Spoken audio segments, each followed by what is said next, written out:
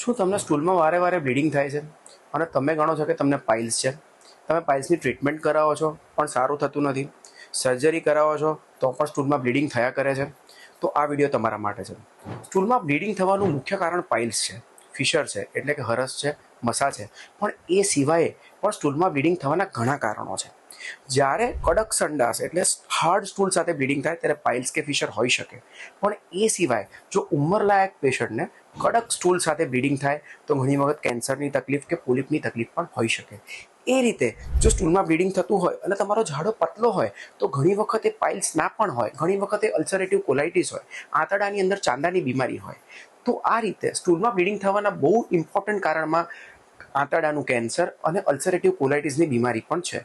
સો જો તમને લાંબા ગાળાથી સ્ટૂલમાં બ્લીડિંગ થતું હોય અને પાઇલ્સની ટ્રીટમેન્ટ કરાવવાથી પણ એ બ્લીડિંગ બંધ ના થતું હોય, તમારી ઉંમર 50 વર્ષ કરતાં વધારે હોય, તો તમારે ગેસ્ટ્રોએન્ટરોલોજિસ્ટને કન્સલ્ટ કરવા જોઈએ અને કોલોનોસ્કોપી નામની તપાસ આગળ કરાવવી જોઈએ. આ પ્રકારના બીજા વિડીયો માટે please follow my YouTube channel and Insta account. Thank you.